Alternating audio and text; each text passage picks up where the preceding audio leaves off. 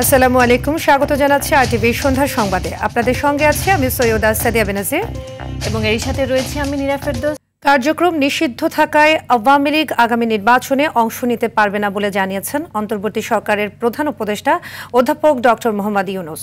বৃহস্পতিবার যুক্তরাজ্যের আন্তর্জাতিক উন্নয়ন মন্ত্রী ব্যারোনেস জেনি চ্যাপম্যানের সঙ্গে বৈঠকে এমনটা জানান তিনি।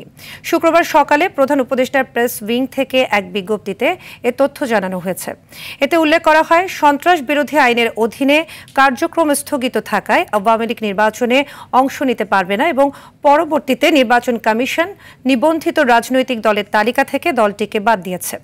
এ সময় দুই নেতা রোহিঙ্গা সংকট নিয়েও আলোচনা করেন এবং বাংলাদেশে অবস্থানরত 10 লাখের বেশি রোহিঙ্গা শরণার্থীর জন্য মানবিক সহায়তা অব্যাহত রাখার প্রয়োজনীয়তার উপর জোর দেন।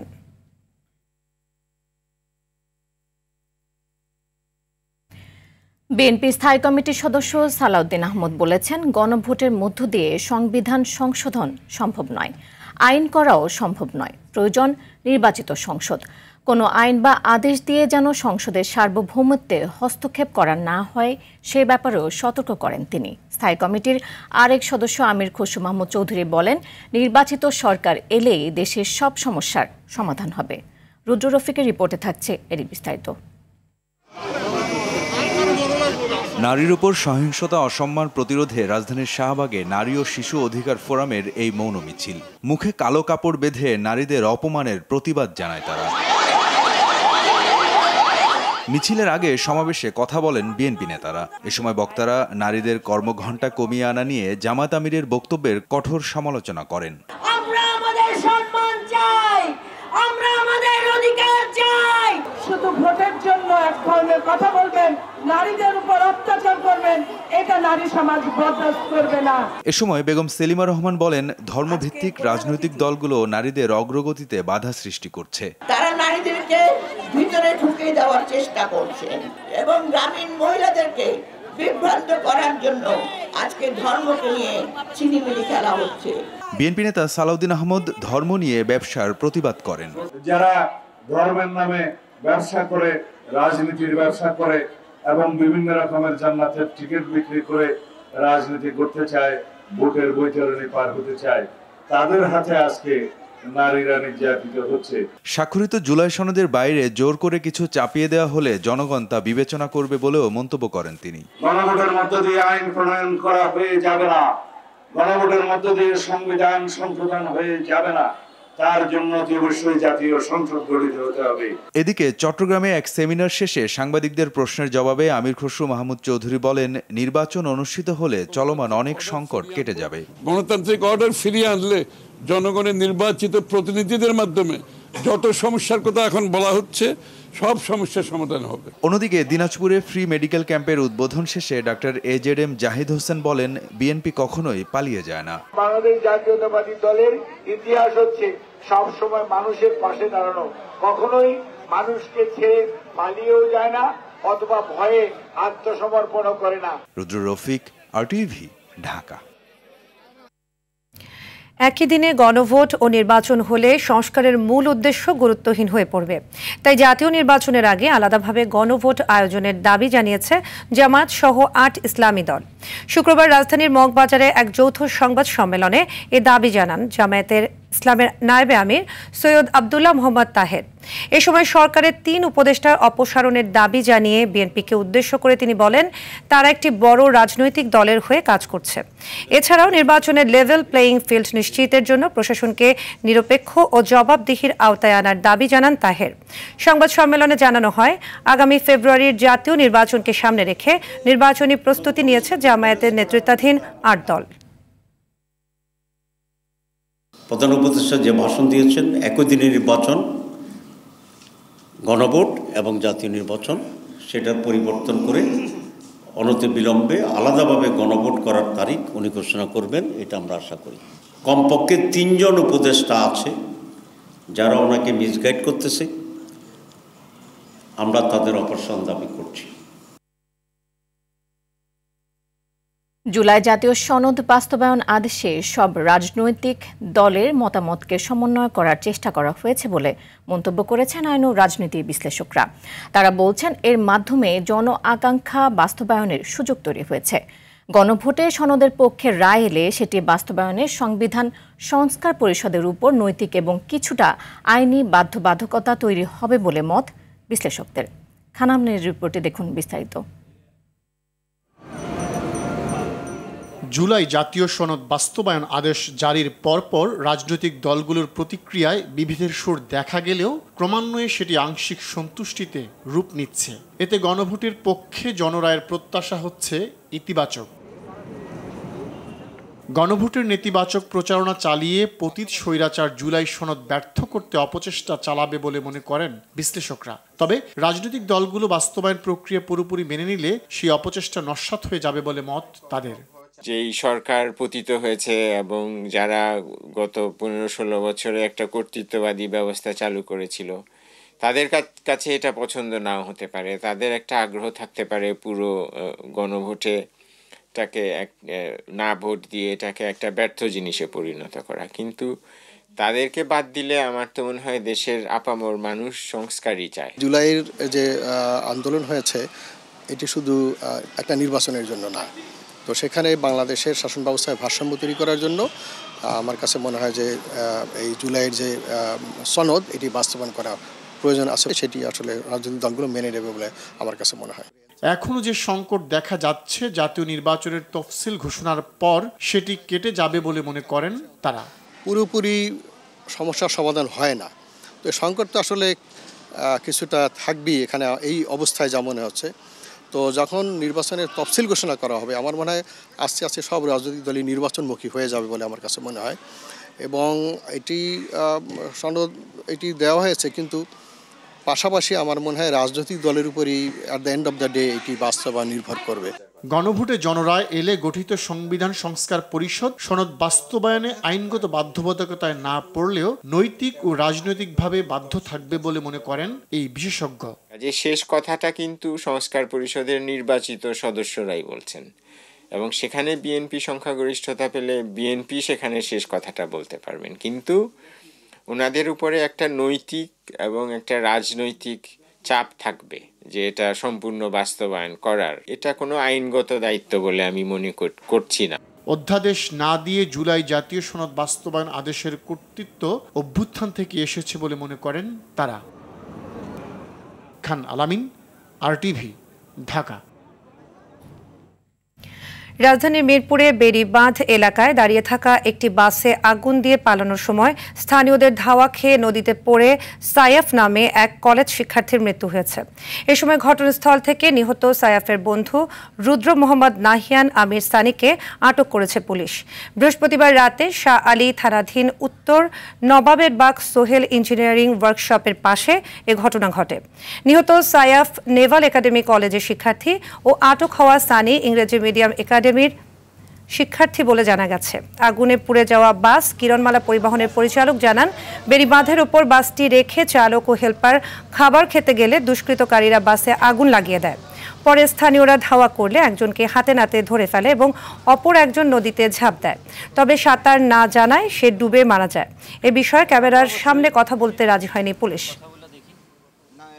আমরা খাইতে গেছি, খাওয়ার আসার মানে তখনকার শুনছি যে আগুন চলতেছে। যখন আমি আমার গাড়ির কাছে আসি তখন দেখি যে আমার গাড়ি পুরো শেষ। পাবলিকে যখন দৌড়ানো দিছে, দৌড়ানোর জন্য একজনে নদীতে ঝাঁপ দিছে, ওই সাঁতার জানতো না, তখন ওই নদীতে ডুবে মারা গেছে। এলাকাবাসী যারা ছিল তারা তাদেরকে ধরার চেষ্টা করে, একজন পানিতে যায় লাফায়ে পড়ে, একজন পালিয়ে যায়, আরেকজনকে তারা হাতে নাতে ধরতে পারে। এদিকে দেশের বিভিন্ন জেলায় যানবাহন সহ বিভিন্ন স্থাপনায় আগুন দিয়েছে দুর্বৃত্তরা। ভোরে সাভারে আশুলিয়া দাঁড়িয়ে থাকা একটি পিকআপ ভ্যানে আগুন দেওয়া হয়। বরগুনার আমতলী ফেরিঘাটে পার্কিংয়ে থাকা যাত্রীবাহী বাসে আগুন দিয়েছে দুর্বৃত্তরা। এই ঘটনায় 5 জনকে আটক করেছে পুলিশ। বৃহস্পতিবার রাতে মানিকগঞ্জের শিবালয়ে বাসে আগুন দিয়েছে দুর্বৃত্তরা। এতে গুরুতর দগ্ধ হন বাস চালক তাবেজ খান। এদিকে গতকাল ফরিদপুরের ভাঙ্গা উপজেলার মনসুরাবাদ এলাকায় 32 বোতল পেট্রোল বোমা সদৃশ বোতল উদ্ধার করেছে পুলিশ। গাজীপুরে কালিয়াকৈরে খাড়াজোড়া একটি পরিবহনে আগুন দেওয়া হয়েছে। পটুয়াখালীতে জুলাই শহীদ স্মৃতিস্তম্ভে আগুন দিয়ে পুড়িয়ে দেওয়ার চেষ্টা করে একদল দুর্বৃত্ত। বৃহস্পতিবার রাতে জেলার কেন্দ্রীয় শহীদ মিনার সংলগ্ন এলাকায় নির্মিত স্মৃতিস্তম্ভে এই আগুন দেওয়া হয়।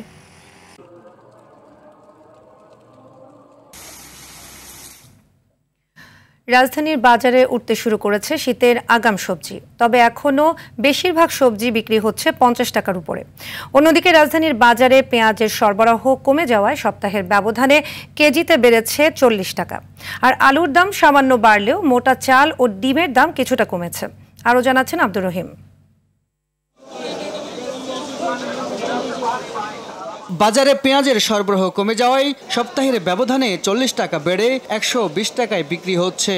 দেশি পেঁয়াজের মজুদ শেষের দিকে এবং আমদানি বন্ধ থাকায় বাজারে সংকট তৈরি হয়েছে। তবে ডিসেম্বরে আগাম জাতের পেঁয়াজ এলে স্বাভাবিক হওয়ার কথা বলছেন বিক্রেতারা। তখন আমদানি কম হয়, এই জন্যই আপনার বাজার বাড়িয়ে যায়।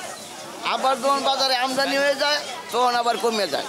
আগে নিতাম 5 কেজি, এখন নিচে মাত্র 2.5 কেজি, কমাই নিতে হইতেছে আর কি। অন্যদিকে কেজিতে 5 টাকা বৃদ্ধি পেয়ে আলু বিক্রি হচ্ছে 25 টাকায়। তবে দাম কমেছে মোটা চাল ও ডিমের। এদিকে পুরোপুরি শীতের আগমন না হলেও শীতকালীন আগাম সবজি বাজারে আসতে শুরু করেছে। তবে এখনো স্বস্তি ফিরেনি ক্রেতা মনে। 50 টাকার নিচে মিলছে না কোনো সবজি। শীতকাল যেহেতু আসছে তাহলে হয়তো বা সবজির দামটা কিছু কমে আসবে, কিন্তু এমন পর্যায়ে আসছে আবার সেই পূর্বের মতো হয়ে গেছে। প্রতি সবজিতে 20 টাকা 30 টাকা দিতে বেড়ে গেছে। আলু আছে, চালের দাম মোটামুটি কমছে, আরো কমবে। এদিকে গত সপ্তাহের তুলনায় দাম বেড়েছে মসুর ডাল, ছোলা, ময়দা ও তেলের দাম বাড়লেও আগের দামে রয়েছে ব্রয়লার মুরগি ও সোনালী মুরগি। আব্দুর রহিম, RTV, ঢাকা। পাওনা টাকা আদায়ে রাজধানীতে এসে নৃশংস হত্যাকাণ্ডের শিকার হন রংপুরের ব্যবসায়ী আশরাফুল হক। প্রাথমিক তদন্তের পর এই তথ্য জানিয়েছে পুলিশ। বৃহস্পতিবার বিকেলে হাইকোর্টের সামনে থেকে 26 খণ্ডে ভাগ হওয়া ড্রাম থেকে আশরাফুলের মরদেহ উদ্ধার করে আইনশৃঙ্খলা বাহিনী। এই ঘটনায় আশরাফুলের বন্ধু জরেজকে আসামি করে শাহবাগ থানায় মামলা করেছে নিহতের পরিবার। দীপ্তচন্দ্র পালের রিপোর্ট। রাজধানীতে আরও একটি নৃশংস হত্যাকাণ্ড। বৃহস্পতিবার বিকেলে হাইকোর্টের সামনে থেকে উদ্ধার হয় 26 খণ্ডে খণ্ডিত রংপুরের বদরগঞ্জ উপজেলার গোপালপুর নয়াপাড়া গ্রামের আব্দুর রশিদের ছেলে আশরাফুলের মরদেহ। 4 বোনের একমাত্র ভাই ছিলেন আশরাফুল। তাকে হারিয়ে শুক্রবার সকালে ঢাকা মেডিকেল মর্গের সামনে এভাবেই কান্নায় ভেঙে পড়েন বোন আদ্রিতা খাতুন। মরদেহ নিতে আসা পরিবারের অন্যান্য সদস্যরাও শোকে পাথর।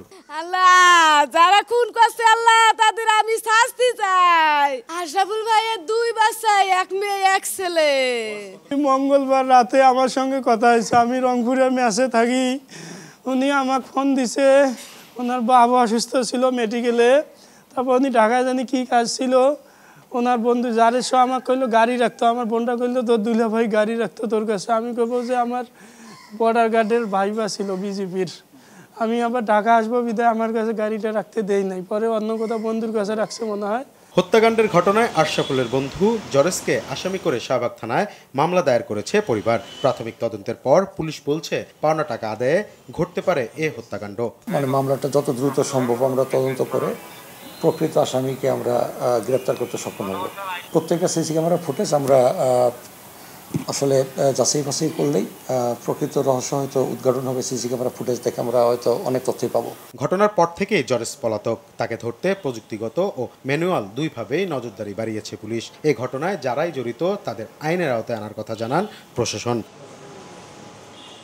দীপ্তচন্দ্র পাল, RTV, ঢাকা। ত্রয়োদশ জাতীয় সংসদ নির্বাচন সামনে রেখে মাঠ প্রশাসনের অন্যতম গুরুত্বপূর্ণ পদে বড় ধরনের রদবদল করেছে সরকার। মাঠ প্রশাসনের অভিজ্ঞতা না থাকার পাশাপাশি আওয়ামী সরকারের সুবিধাভোগী অন্তত 10 জনকে ডিসি নিয়োগের অভিযোগ উঠেছে। এ অবস্থায় অবাধ, সুষ্ঠু, নিরপেক্ষ নির্বাচন সম্ভব নয় বলে মনে করে প্রশাসন বিশেষজ্ঞরা। স্বপন দেওয়ানের ক্যামেরায় বিল্লাল হোসেনের রিপোর্টে বিস্তারিত। অন্তর্বর্তী সরকার দায়িত্ব নেয়ার পর মাঠ প্রশাসনের গুরুত্বপূর্ণ পদ জেলা প্রশাসক নিয়োগ নিয়ে উঠেছে নানা বিতর্ক। সচিবালয়ে ঘটেছে হাতাহাতির ঘটনাও। 8 নভেম্বর গভীর রাতের ডিসি নিয়োগের প্রজ্ঞাপন আরও জন্ম দিয়েছে নতুন বিতর্কের। অন্তত 5 বছর অভিজ্ঞতা শর্ত পূরণ না হলেও পদোন্নতি পেয়েছেন 28তম ব্যাচের ইকোনমিক ক্যাডার বাগেরহাটের জেলা প্রশাসক মোহাম্মদ গোলাম বাতেন। আছেন সাবেক জনপ্রশাসন সচিব মোখলেসুর রহমানের সময়ে করা ফিটলিস্টের থাকা 25তম ব্যাচের সন্দীপ কুমার সিংহ। জয় বাংলা জয় বঙ্গবন্ধু স্লোগান দেয়া জেলা প্রশাসক আজাদ জাহানকে ভোলা থেকে বদলি করা হয়েছে গাজীপুরে। নির্বাচনকালীন মাঠ প্রশাসনের দায়িত্ব পেয়েছেন ফ্যাসিস্ট আওয়ামী লীগ সরকারের সুবিধাভোগী অন্তত 10 কর্মকর্তা। তাদের কারণে সুষ্ঠু নির্বাচন বিঘ্নিত হতে পারে বলে মনে করেন বিশেষজ্ঞরা। ওনাদের সবচেয়ে বড় ব্যর্থতা হিসাবে উঠে আসবে জনবল কাঠামোটা সাজাইতে না পারা।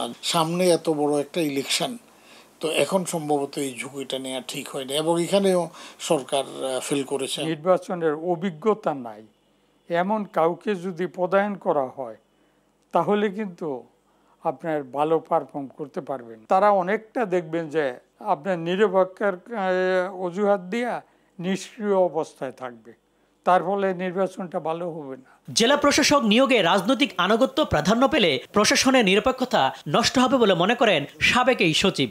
আমি আমার মতো চালাবো, আমার লোকেরা যদি অন্যায় করে ক্ষতি করে তাইলে আমাকে ধরবেন, তো তাইলে আমি রাতে দেবো কেন, আমার দিনে দিতে অসুবিধা কি? এখন আপনি যখন নির্বাচিত হয়ে আসবেন তখন আপনি আপনার মতো করে চালাবেন, কিন্তু আপনি আমারে চাপবেনও না, আর চাপলে আমি শুনবো না। এটা হওয়া উচিত ছিল সরকারের নীতি, কিন্তু সরকার তো এটা পারেনি। প্রশাসনেরও একটা ভালো নির্বাচন করার মতন সক্ষমতা নাই। সংশ্লিষ্ট জেলায় নিজের ইমেজ সৃষ্টি না করতে পারে তাহলে কিন্তু তাদের পক্ষে ভালো নির্বাচন করা এবং প্রশাসন পরিচালনা করা সম্ভব না। এ বিষয়ে যোগাযোগ করা হলো, কথা বলেননি জনপ্রশাসন সচিব। বিলাল হোসেন, RTV, ঢাকা। রাজশাহী মহানগর দায়রা জজ আব্দুর রহমানের ছেলে তাওসিফ রহমান সুমনকে হত্যার ঘটনায় একমাত্র আসামি লিমন মিয়াকে অভিযুক্ত করে মামলা দায়ের করা হয়েছে। রাজশাহী মেট্রোপলিটন পুলিশের মুখপাত্র গাজীউর রহমান জানান, বিচারক নিজে বাদী হয়ে এ মামলা দায়ের করেন। এদিকে একাধিক আঘাতের ফলে অতিরিক্ত রক্তক্ষরণে তাওসিফের মৃত্যু হয়েছে বলে জানিয়েছেন ময়না তদন্তকারী চিকিৎসক মোহাম্মদ কফিল উদ্দিন। এ সময় ধস্তাধস্তিতে আহত হন নিহতের মা তাসমিন নাহার ও অভিযুক্ত হত্যাকারী লিমন মিয়া। ময়না তদন্ত শেষে মরদেহ তার পরিবারের কাছে হস্তান্তর করা হয়েছে। জানাজা শেষে পারিবারিক কবরস্থানে তৌসিফকে দাফন করার কথা রয়েছে। ডিসিজড বডিতে ধারালো এবং মাথা, চোখা মাথা এবং ধার আছে এরকম একটা উইপনের আঘাত মনে হয়েছে।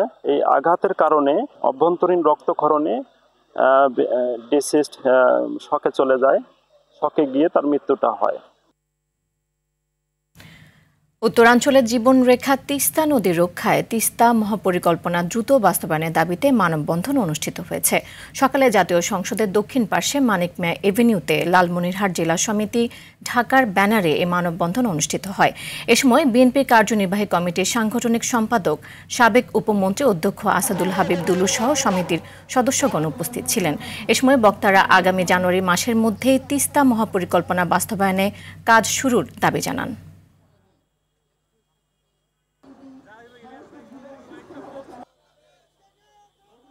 সরকার বলছে যে 26শে জানুয়ারিতে কাজ শুরু করবে, কিন্তু কাজের কোনো নমুনা তো আমরা দেখতে পাচ্ছি না।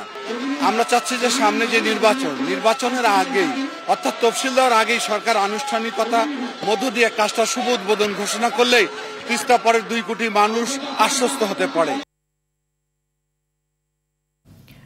একই দিনে জাতীয় নির্বাচন ও গণভোট ঘোষণায় জাতি হতাশ হয়েছে বলে মন্তব্য করেছেন ইসলামী আন্দোলন বাংলাদেশের আমির মুফতি সৈয়দ মোহাম্মদ রেজাউল করিম। দুপুরে চাঁদপুর সরকারি কলেজ মাঠে আয়োজিত দলটির নির্বাচনী প্রশিক্ষণ কর্মশালায় তিনি এসব মন্তব্য করেন। এ সময় তিনি আরও বলেন, প্রধান উপদেষ্টার ভাষণ পর্যালোচনা করে পরবর্তীতে দলীয় কর্মসূচি গ্রহণ করা হবে।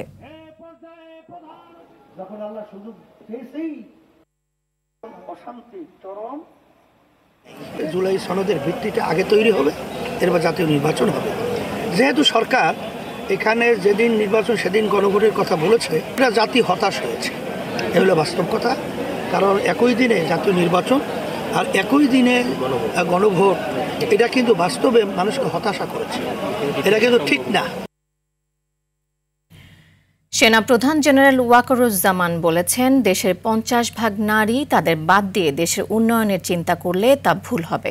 জয়পুরহাট গার্লস ক্যাডেট কলেজের প্রাক্তন ক্যাডেটদের 3 দিনব্যাপী প্রথম পুনর্মিলনী অনুষ্ঠানে তিনি এসব কথা বলেন।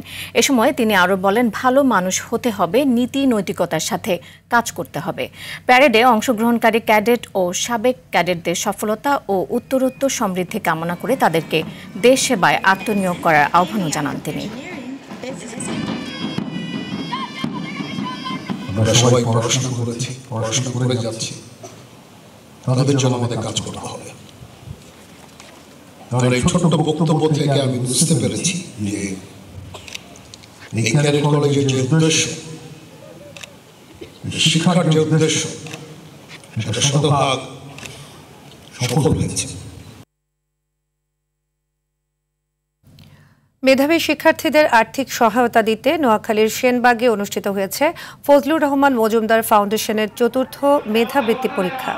সকালে উপজেলার কানকিরহাট বহুমুখী উচ্চ বিদ্যালয়ে এই পরীক্ষা অনুষ্ঠিত হয়। এতে সেনবাগ ও সোনাইমুড়ি উপজেলা সহ কুমিল্লার নাঙ্গলকোট উপজেলার 55টি শিক্ষা প্রতিষ্ঠান থেকে প্রায় 1000 শিক্ষার্থী অংশ নেয়।